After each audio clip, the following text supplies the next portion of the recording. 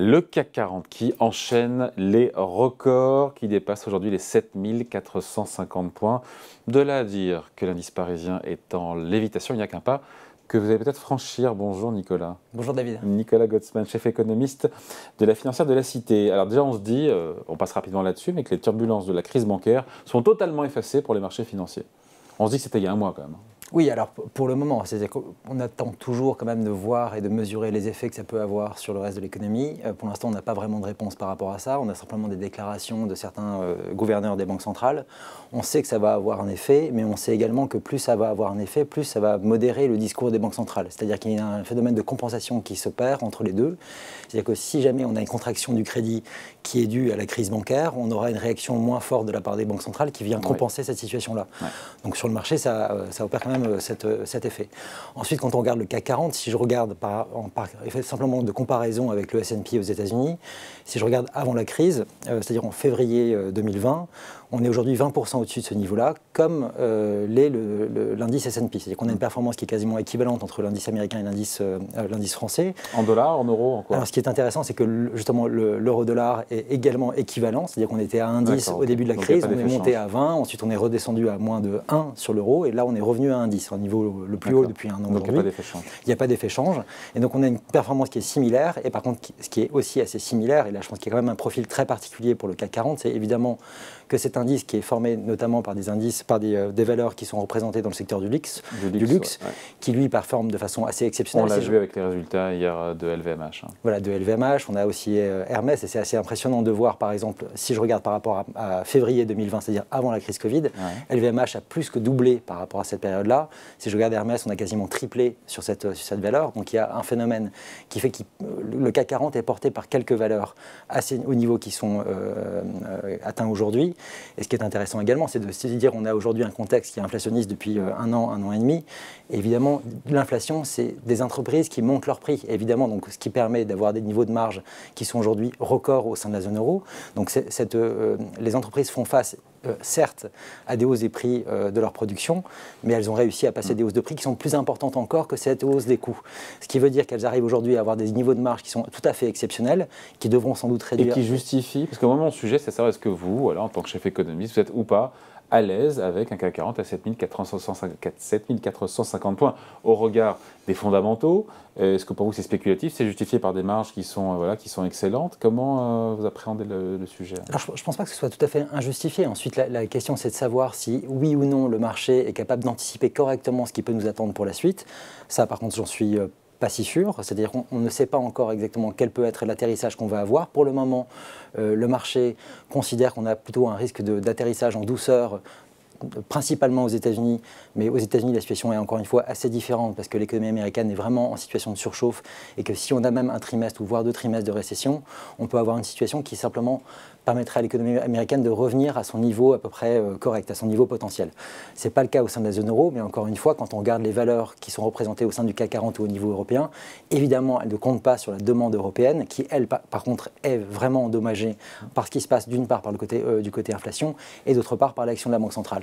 Donc ce sont des valeurs qui sont principalement exportatrices. Pardon, qui permettent de à l'aise ou pas à l'aise alors? Oui, je suis plutôt à l'aise pour le moment par rapport à ça. Ensuite, je pense qu'il y a effectivement une appréciation sur la suite des opérations qui peut être compliquée à appréhender. Si jamais les États-Unis sont dans une situation où on a une rapide détérioration de la situation et on avait un contexte qui serait vraiment où la Fed serait trop rigoureuse dans son approche monétaire et entraînerait l'économie américaine dans ce siège, c'est-à-dire dans un siège baissier, alors on pourrait avoir vraiment un problème parce qu'on pourrait effectivement partir de haut. Même chose en Europe où on peut avoir un problème. Donc, encore une fois, si on a un atterrissage en douceur, je ne vois pas pour l'instant de problématique majeure. Ensuite, on peut avoir effectivement une problématique, mais là qui est aussi difficile à appréhender sur à quel point les marges vont être attaquées dans les prochains mois, les prochains trimestres et les prochaines années en Europe. Mais s'il y a moins d'inflation, pourquoi est-ce que les marges seraient attaquées pour le coup?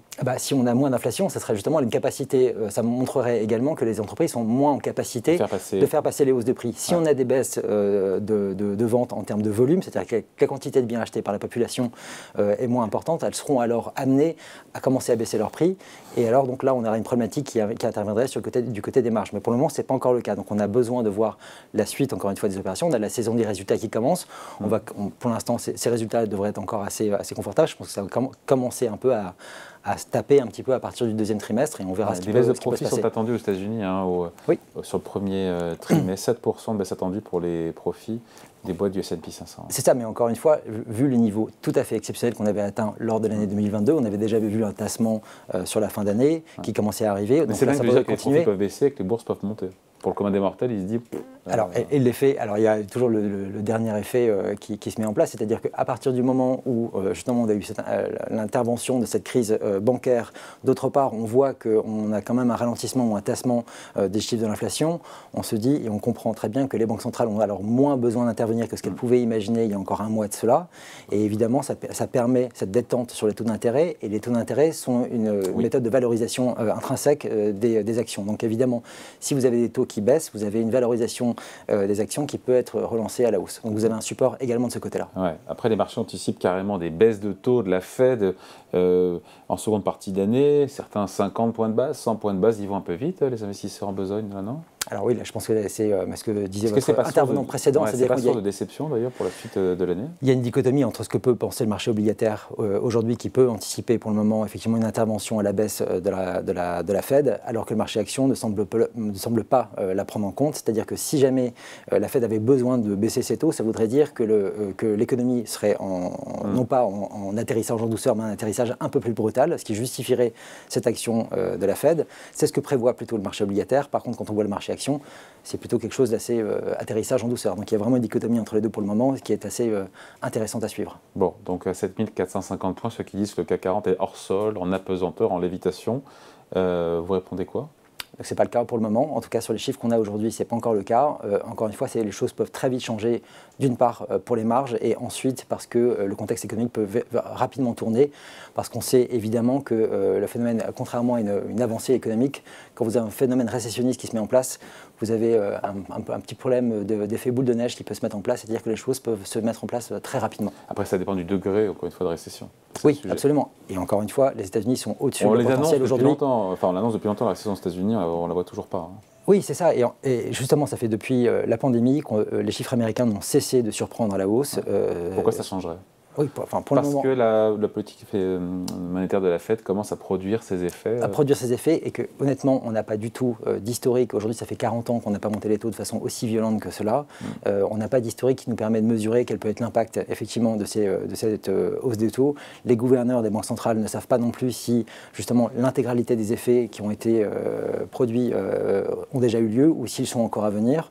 Et en fait, dans cette incertitude-là, ils ont besoin effectivement peut-être de faire une pause lors de la prochaine, de monter les taux de sans doute de 25 points de base lors de la prochaine. D'attendre et de voir. D'attendre et de voir pour essayer évidemment de ne pas trop endommager l'économie américaine si jamais il y avait un ralentissement qui se mettait en place. Allez, merci beaucoup. Point de vue signé Nicolas Gosselin, chef économiste de la Financière de la Cité. Merci. Merci à vous.